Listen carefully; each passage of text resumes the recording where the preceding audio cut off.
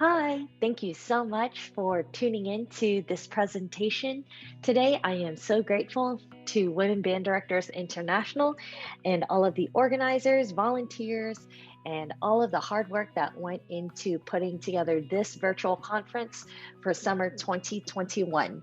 My name is Lena Russell, and I am, again, really grateful to get to present some of my research and what I've been working on the past several months in preparation for this presentation entitled Supporting Our Students' and Our Mental Health in a Post-COVID-19 Educational Landscape. That being said, let's go ahead and dive right in. So what you can expect from this presentation is 1, what trauma-informed does and does not mean. 2, what a trauma-informed approach looks like in a music classroom. And 3, why this is important and relevant now more than ever. Just to give you some background, I have been conducting some personal research just on the side of making a case for a trauma-informed music education curriculum in our public schools, and that's kind of what I am going to be sharing with you here in this presentation, and everything that goes on with that. So a little bit about me. Like I said, my name is Lena Russell. I got my Bachelor of Music Education in 2012 from the University of Houston. I taught junior high band for a couple of years, and then I went back for my master's in instrumental wind conducting. Got that in 2016 from the University of Houston. And then this summer, summer 2021, I started a second master's degree, which is a Master of Education in Educational Policy and Social Justice Leadership at Boston College. And I'll talk a little bit more about that later on in the presentation, but it's something that I just care a lot about, given everything that we've all just lived through in the past 18 months, what the entire world has lived through. I just felt very compelled and motivated to want to enact change and find ways to have a seat at the table, if you will, or figure out how decisions are made so that I can be a better advocate for our students. I am a proud dog mom. This is a picture of my dog, Andy. And yeah, I just think he's super cute. So I have to throw a picture of him pretty much almost every time I can. Give me 1 second. Let me close this X right there, and we will continue. So what does and does not trauma-informed mean? Defining trauma and trauma-informed approaches. So since 2019, there has been a 93% increase in anxiety, according to the State of Mental Health in America. And that same source cited 62% increase in depression. The statistics are harrowing. Even before COVID-19, 19% of adults experienced a mental illness, which is up 1.5 million people over last year's data set.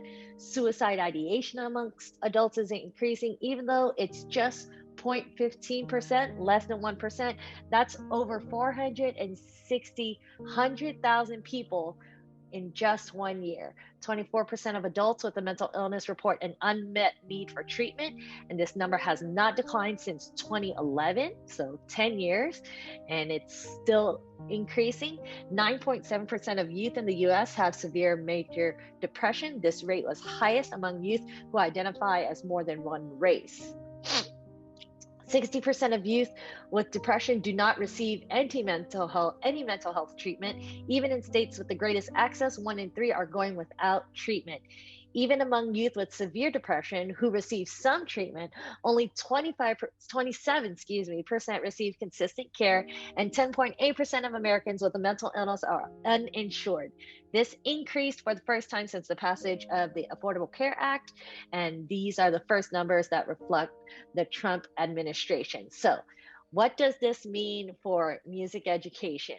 Clearly, we may or may not know all of the reports that have come out with the horrible statistics of teen depression and anxiety rates going through the roof. We know how much we care about our students and how much we serve them, and all the stories, especially something that was going around a lot was the New York Times doing that writing on the Odessa band student out in, I believe that's West Texas, and how she felt a sense of community even during a time of severe global social isolation.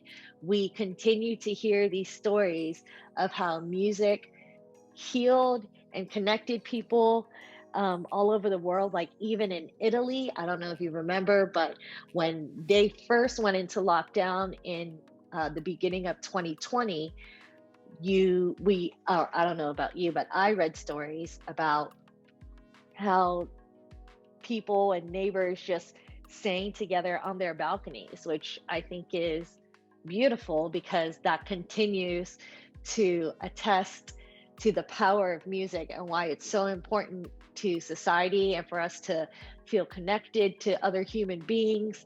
We already know all of this, why music is so important. But with all of these crazy statistics, not just with adults, but also like in school age children, what does this mean for music education in terms of trying to tackle this public health crisis of mental health? To me, I think that we have the power to serve our students because in my research, I have a research paper in the works. I've shared it with some people, still continuing to work on it. But I talk about how in our music classrooms, we give opportunities for emotion regulation, which include mindfulness, body awareness, physical, emotional safety, including the safety from feeling shamed, admonished, judged, or bolstering courage. Emotion regulation is one of those trauma-informed care approaches that can help anyone who's experienced trauma be able to heal. Also, a very significant indicator of healing from trauma is developing resilience, which defined by the construct of resilience, a critical evaluation and guidelines for future work child development. They talk about resilience as a dynamic process encompassing positive adaptation within the context of significant adversity. I have to admit that resilience has become one of my favorite words. Probably is going to become a personal core value of mine. All of that being said, we as band directors have the power to serve our students, and we continuously provide opportunities for our students to be able to regulate their emotion and develop resilience. Also, we have the power of providing equity. Funding sources can ensure all students can begin to recover from the trauma of this pandemic, regardless of race, class, gender, or zip code. I will talk more about this later on in the presentation. But what does a trauma-informed approach mean? According to childtrends.org, where it talks about what trauma-informed care means. This was published back in 2019, but so before the pandemic hit, but I think it's hyper relevant now.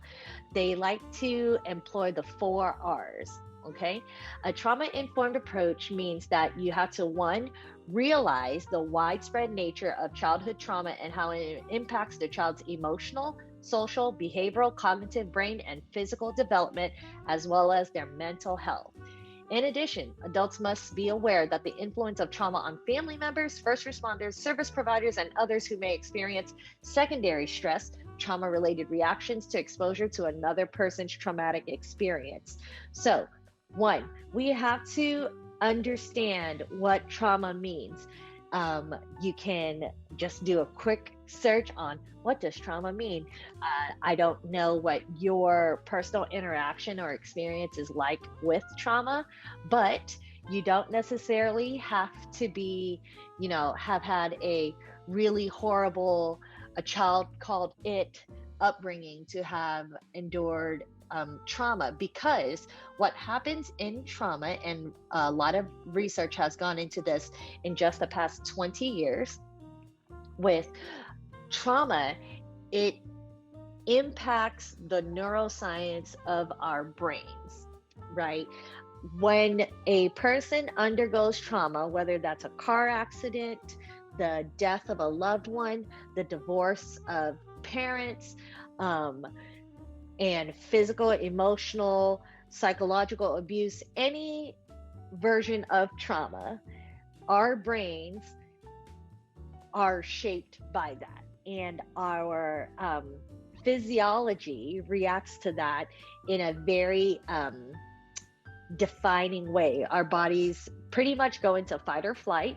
Our parasympathetic nervous system just kicks in and goes into overdrive. And if we do not take conscious steps to try to process trauma or put ourselves in environments where we feel safe enough to process trauma, our minds essentially just stay in that traumatic state forever and ever until we process it. So we as the adults must recognize that childhood trauma does affect a child, and if they do not have the resources to be able to get professional medical help, whether that's therapy or medication or a combination of both. Also, a support system is also really important in the healing of trauma. We just have to realize that it's more than just a bad day. Right? A trauma informed approach also means that we have to recognize the symptoms of trauma, including how trauma reactions, such as symptoms of PTSD, vary by gender, age, type of trauma, or setting. In addition, the adults in children's lives must understand that a child's challenging behaviors are normal, self-protective, and adaptive reactions to highly stressful situations, rather than viewing that child is intentionally misbehaving. Not making excuses for little, probably in the low brass section, Johnny. He might be acting out because he's little Johnny, and that's just kind of how middle school kids can act, right? But we can at least recognize, if a child chooses to react a certain way, if we can build a little bit more context surrounding, where that child comes from, what his home life may or may not look like, what he may have just lived through in the past 18 months, what you and I may have just lived through in the past 18 months. I think there's a great opportunity here for all of us to just view each other as colleagues and view our students with a lot more compassion. Right? Not necessarily making excuses. I'm not saying that we need to lower our standards as music makers or teachers, but a trauma-informed approach just is another lens by which you can approach your teaching and how you can help students. Trauma-informed approach also means that we respond by making necessary adjustments in our own language and behavior to the child's environment and to policies, procedures, and practices to support the child's recovery and resilience, my favorite word again, to trauma.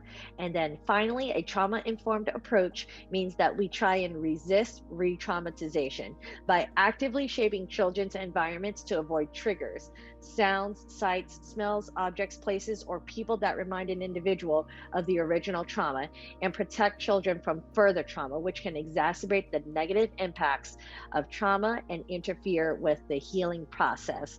I know that right now we are focusing a lot on the student because I don't know about you, but I know that for me, I care a lot about the experience that I can provide for my students. But one of the greatest things that I've been able to take away from doing all of this research is to kind of connect with my own healing and seeing what that means. And it's helped me just kind of make sense of a lot of things that I've just kind of like tamped down and packed down because I just needed to be tough and move on. And I'd like to think that I'm a very rational, logical, reasonable person.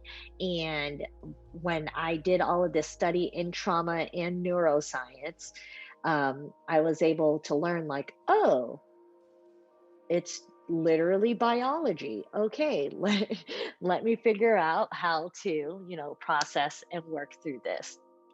So, trauma informed approach just asks of us to realize, recognize, respond, and resist re traumatization. Now, what does it not mean? It does not mean that we have become music therapists. I don't, maybe you are trained in that way. And if you are, go head on.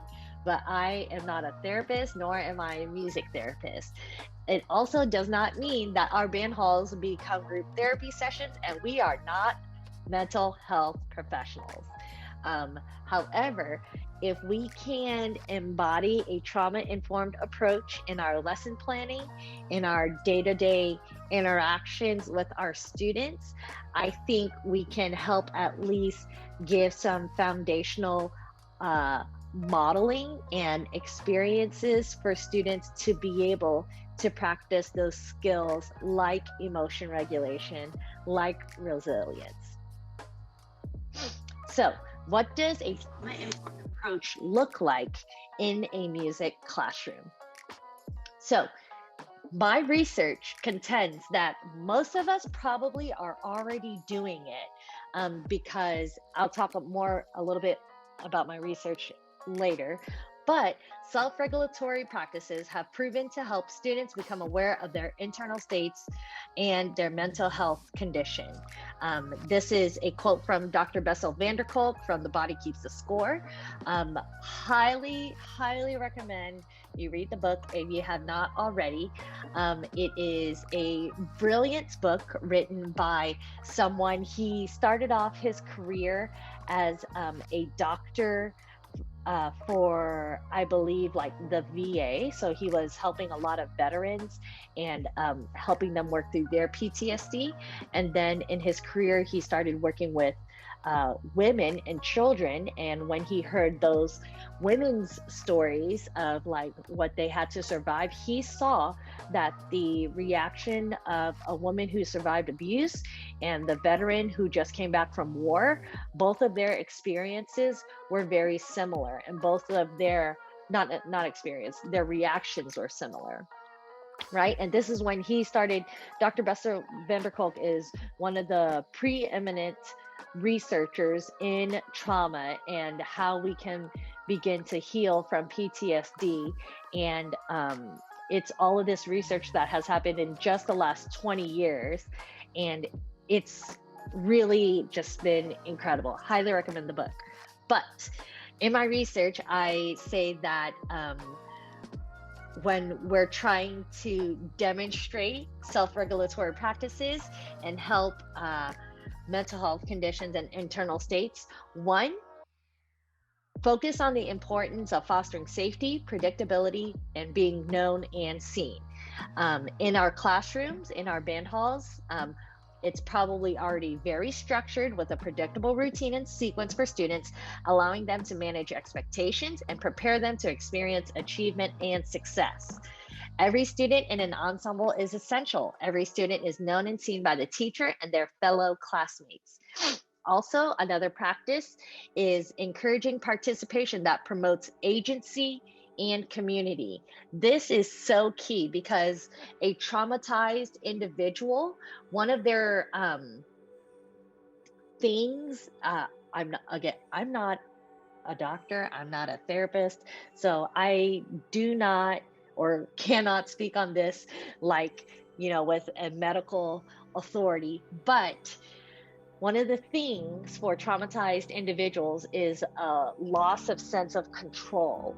And something that one of my music therapist friends told me is that when she works with her clients, giving them a sense of agency, giving them back that sense of control is so important in their healing. So a student participates with their peers in music making, and then as teachers, we differentiate instruction to meet individuals, students' level of development. Because of that, we give our students those opportunities to build confidence, self-esteem, and gain a sense of control and ownership over their own talents and bodies and music making experience. Also, I taught high school for 5 years. So, one of the things that I really loved is the teaching of an awareness of breath. Many class days in many high school band halls begin with a metered breathing practice like breathing gym and its variants. So key in healing from trauma is a mindfulness practice. And I don't know about you, but I know that social emotional learning is a new buzzword now in um, education. And the rollout of social emotional learning has been so varied around campuses and everything like that. And, the reception is going to be different. However, um, I would like to think that we have a leg up than any other regular core subject because we do teach breathing even from the beginner band level, right? And when you're playing a musical instrument, it requires you to be present. You have to remember what that feels like when you're, setting a kid's embouchure on a brass instrument, or remember what that feels like when you set their clarinet embouchure, right? And like they feel that mouthpiece pushing up against their top teeth. Um, Remembering what it feels like in your body is so important, again, in practicing mindfulness and in healing from trauma, because when a body has undergone trauma, uh, your parasympathetic nervous system goes crazy. You're in fight or flight. And, in some cases, victims of trauma have, um, they lose sensation in their body. They don't know, can't remember what things feel like. Um, Another thing of developing self-regulatory practices for trauma is becoming in tuned or attuned to those around us. Students are aware of their sound production, how it compares to their neighbors, and how this contributes to the whole. Students are aware of their physical relation to their peers in rehearsing for marching band, which I think this is great. And again, Dr. Bessel van der Kolk talks about this in his book, how he talks about drama therapy and how he practices having some of his clients act out Shakespeare plays, and it helps them process through, some of those really complex emotions of trauma. But, think about what it looks like and what it feels like for a student to be in step with their section, with their members in a marching band. There is this sense of synchronicity, and that actually has an impact on the neuroscience of the brain, especially when healing from trauma. And this quote from Dr. Bessel van der Kolk, I love.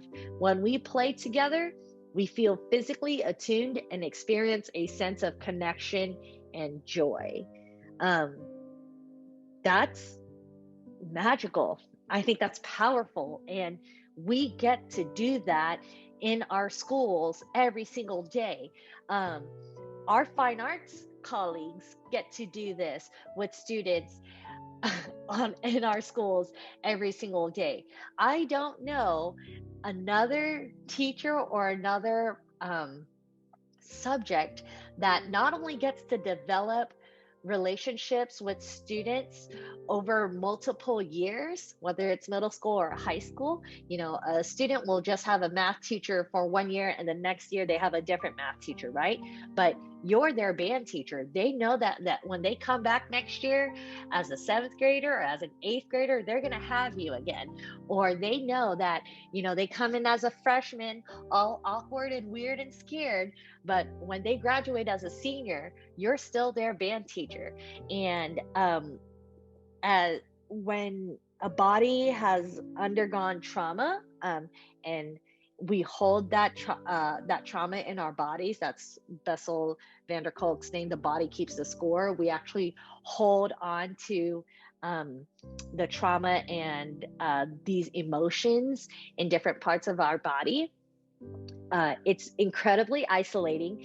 It's disconnected from the rest of the world, which continues to fuel those negative emotions of isolation, anxiety, depression, maybe even suicide ideation.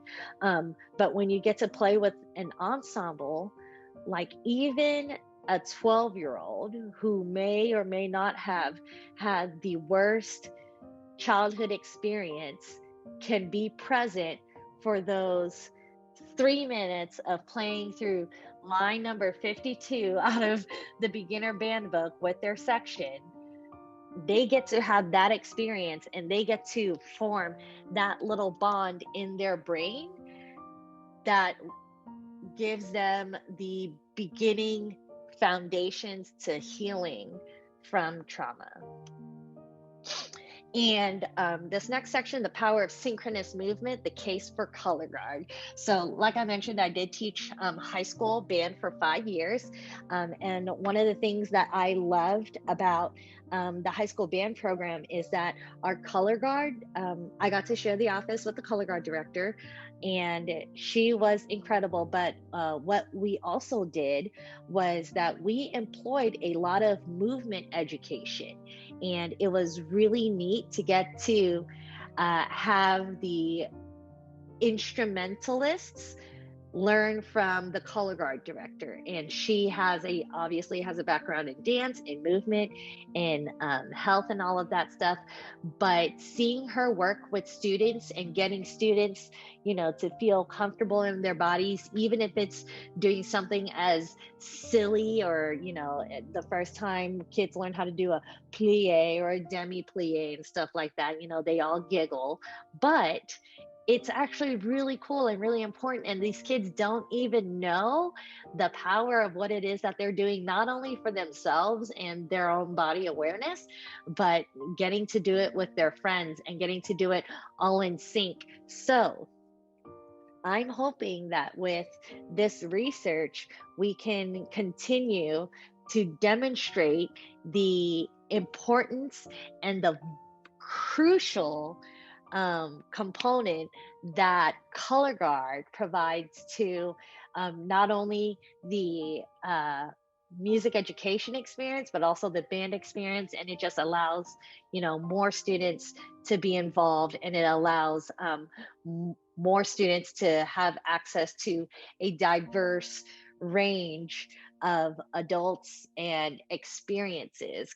And I love this picture. This is actually one of my former students. She just looks so joyful and performance. Anyway, love, love, love, love. So how movement heals.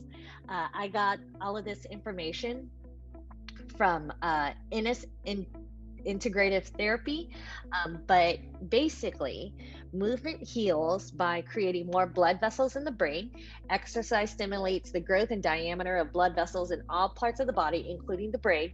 Now think about how much a child's brain is developing, right? And then if we can get to introduce movement into that, even at the beginner level, when you're teaching them to like tap their foot down, up, down, up, down, up, and then like coordinating that with their breath, and then coordinating it with like their movement of their embouchure or their fingers, and the combination of both, right? You're creating so many blood vessels in the brain. And don't forget that if once a brain has been traumatized, like it's in fight or flight mode, it's basically in survival mode, it's freaking out all the time. But by giving them, this experience, you're helping provide opportunities for healing. It boosts neuroplasticity.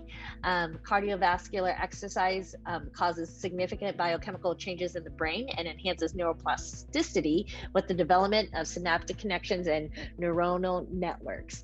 All of that is to say is that your brain gets to make more connections. Super short side story for right now. There's a story I like to share with the high school kids during summer band, when they had a really long morning. They've come in, they're all really sweaty, and you can kind of just sense the kids want a little bit of a story time, so I give them a little bit of a story time, okay? Did you know that the koala has the smoothest brain of any mammal? Because what happens is, if you look at like a human brain, you know how it has all of those wrinkles and crinkles and stuff like that? What those are that's the evidence of neuroplasticity, or basically different connections at work. But a koala has a very smooth brain. There's not a lot of neuroplasticity there at all.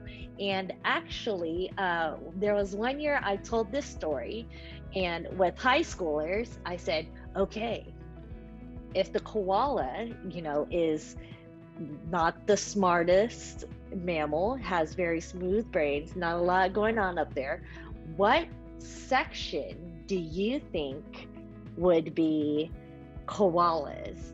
And then you ask the flute players, of course, it's never the flute players, right? The trumpet players, oh my God, it's never the trumpet players. Well, when I told this story to the low brass, the trombones are like, we're koalas, in very typical trombone fashion. So from that moment on, the koala became the unofficial mascot of the trombones. They got t-shirts made of it. They got little stuffed animal koalas. And I just think that's really, really funny. It's a silly story, but it's something that they remember. It makes me laugh. It makes me laugh. All of that is to say, the more we can engage in, whether it's for ourselves, cardiovascular exercise, if it's running, walking, yoga, weightlifting, climbing stairs, taking the dog for a walk, or just doing jumping jacks during between every Netflix episode binge, okay? Like whatever you do, you're boosting your neuroplasticity. So yay you. Next, how movement heals is that it serves as a distraction. I alluded to this just a few minutes ago, but the art of distraction is woven into mindfulness, awareness of the body. Something, again, I mentioned this earlier, is, quote, pay attention to the way exercise feels. Listen to your breathing as you focus on the inhale and exhale, or your muscles as they glide and stretch. We do this in our classrooms already when we have our students focus on, let's breathe in for 4, out for 4. Let's breathe in for 2 counts, and then play an 8 count sound. And especially it's not just the beginners, but even still a senior high school band student, remember what that feels like. Remember what it feels like to play that passage that way. Remember what it felt like to take a breath in that manner, and what that felt like in your body. Getting a traumatized individual to become reacquainted with their body and what it feels like is so significant. And then finally, movement heals by restoring resilience to your nervous system. After trauma, the nervous system is completely out of whack and the sense of resilience is compromised. Exercise can help you and your nervous system restore or develop the first time a sense of I can. Confidence is developed with wins over time. And your confidence is shattered if you have experienced trauma. For example, um, I was in a car accident when I was in high school. It wasn't bad. It wasn't, nobody died, not everyone walked away unscathed, but it was still a traumatic experience, right? I was not confident in my ability to drive anymore. I was kind of scared to get back behind the wheel. I was scared to drive to school the next day because I had to take that same route on the way to school, where just the week before I got into a car accident. By the way, for the record, was not my fault. But um, if we can create opportunities for our students to practice and develop resiliency, that is where their brains and they themselves start to have the building blocks of confidence, right? And this also gives them, again, the foundations to be able to begin to heal from trauma. So, why is this important now? Including a trauma informed approach in your classroom is urgently relevant now more than ever. And here's why: it's a matter of equity. We, as music educators, have a power, and we have a power that I don't know many other teachers outside of the fine arts have in a school, because mental health is a public health crisis, especially now after COVID-19. And if mental health is a public health crisis, why can't public education be a part of that conversation? We say that mental health is as important as physical health. And at least in Texas, high school band counts as a physical education credit. However, why is there not a mental health credit involved in the graduation curriculum? um, that's a separate, like, tangential point, but it's something that's kind of on my radar. Also, there is a public mental health crisis. A clear link exists between social and economic inequality and poor mental health. There's a social gradient in mental health, and higher levels of income inequality are linked to higher prevalence of mental illness. And we also saw this during the pandemic, all of the disparities that cropped up, when the world started to shut down, with regard to, women and, lower income families being able to work or not work, or have an income or not have income. And then those students having access to technology to be able to go to school, and all the other things that exploded when the world exploded, right? So, COVID 19 is a collective trauma, and a collective trauma is defined as an entire group's psychological reaction to a traumatic event. We all just lived through the collective trauma that is called COVID 19. And it was traumatic because we lost all sense of agency and control. And I don't know about you, but for me as a band director, like, kind of a control freak. That I did not react well when the world first shut down, because I could not understand not having control over what was happening in my life and what was happening in the world. And think about our students, you know, how many high school seniors did not get to have the high school senior experience that they thought they were going to have? What about, students who were in a really bad home situation, and they were now stuck in the homes with, aggressors? There were more statistics that came out that during lockdown, the number of sexual and physical and domestic violence abuse cases skyrocketed. And, like, that was just a fact, because people weren't able to go to work to get outside of the home of the aggressor, or they weren't able to go to school to, again, get outside of the home of the aggressor. Really traumatic.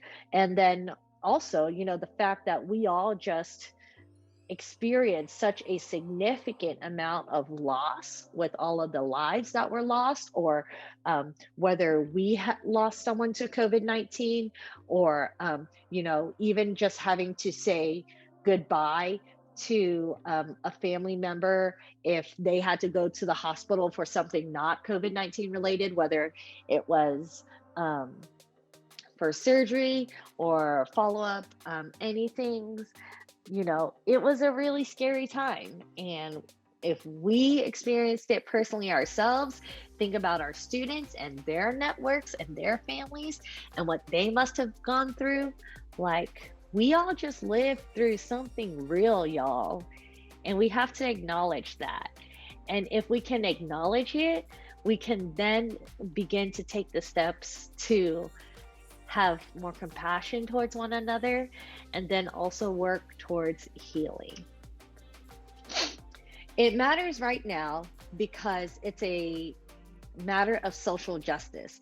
There's a current cultural and societal interest in studying and dismantling systemic and institutional racism structures.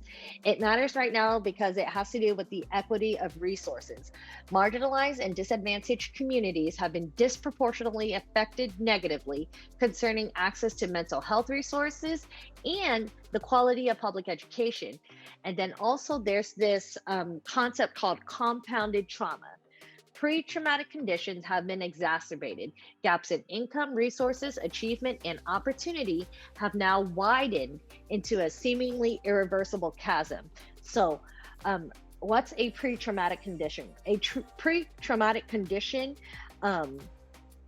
is anything defined as, just an environment that's ripe for trauma. This can include be not knowing what's expected, like losing a sense of routine. And that definitely happened, once the pandemic hit, because we didn't know what was really going on. We didn't know what it was going to be like in just 2 weeks. There was no sense of agency or control over any of our lives. Like, we just had to stay at home. Obviously, some people made off better than others, but as a collective, I'm talking about us as humanity, it was really bad. But then you had the trauma of growing up Black, growing up poor, growing up as gay, queer, non-binary, anything else, growing up with any previous trauma, such as childhood trauma, divorce, loss of a parent, loss of a loved one. All of that trauma then gets compounded on top of not knowing where your next meal is coming from, because schools were shut down and families did not have access to food. Food scarcity became another thing during this. So all of this is compounded. And then, think about all of the social justice issues that came on. And you have to understand that our students are consuming this content. Even if it is in the form of 10-second TikToks, what is it like for a Black student to see yet another Black person get killed and that it gets reported on the news again? That's traumatic. What is it like for a survivor of sexual abuse see yet another person get prosecuted, or another #MeToo story comes up on the media and it gets reported? That is a trauma. What is it like to see continuous hate crimes, or to see all of these, protests, or to see the rising death toll from COVID-19, whether it is, in your locality or even globally? That is all trauma. We can be a part of the conversation, and we can be a part of the conversation in a very positive way. My research contends that public education can actively create equitable, anti-racist solutions to close the opportunity gap to progress as a society and to serve children and their futures. This pandemic has created far-reaching disruptions in everyone's lives, and it is to everyone's benefit to acknowledge, address, and work to heal from the collective trauma. So, the research paper that I'm working on, that I have drafted and I'm like shared with a few people, is this: there are going to be mental health initiatives that come down because it's just the writing's on the wall, right? For me, I want to be able to present what it is that we as band directors already do every single day in our classrooms. And I want to be able to demonstrate that we provide this value of mental health for our students. And we provide it to our communities, because every community has a school. Every community should have a school music program, and those school music programs should be funded equitably. We should be able to make a case and be able to communicate to the people who hold the purse, if you will, or hold the money bags, and say, hey, you say you care about kids' mental health. Let's remove barriers for these students to be able to have a positive music educational experience, because I do teach them resilience. I do teach them self-regulatory techniques. I do teach them emotional regulation.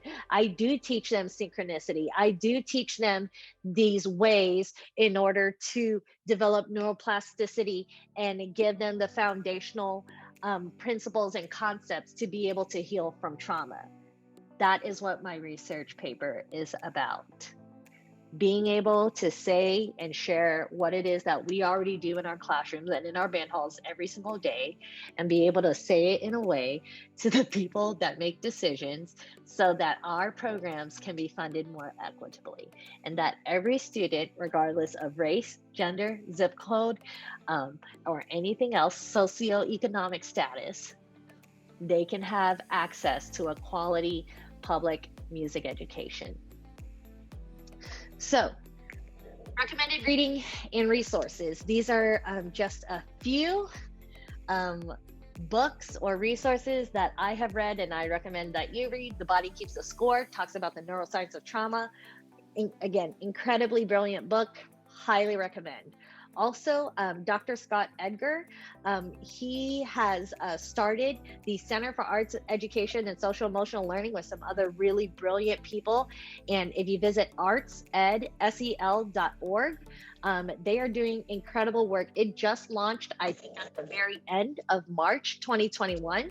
And I think it's brilliant, because what they're trying to do with arts education, I was just doing my research and I, asked questions, connected, got connected to Scott Edgar and saw what he was doing with Center for Arts Education and SEL. And I was just like, wow, this is incredible. This is what I'm here for. Another book, now this is kind of hot button, because there are some parts of the nation that I know, they don't want to have to teach critical race theory or anything like that. But if you want to read just for your own betterment, being anti-racist, talks about concepts of racism and Ibram X. Kendi's proposals for anti-racist individual actions and systemic changes. Something completely different, The Art of Impossible. Steven Kotler has spent many years studying high performers, like extreme athletes, like snowboarders, X Games, stuff like that. And he talks about, why it's so important and how we can access a state of flow. And I have just found it to be like really life transforming. And, accessing flow is just one of those ways that we can get in touch with our future selves, our best selves, and just kind of start to heal from, that cycle of living in trauma. And then I love anything written by Dr. Brene Brown, but if you need to start with one, I would start with Darren Greatly. But anything that she writes is just incredible, like highly recommend. Um, I appreciate you so much listening to this talk, this webinar, this presentation, whatever you want to call it. Um, I would love to connect with you. I'm not on Facebook because social media is scary to me. Doesn't spark joy, to quote Marie Kondo, but that's just me.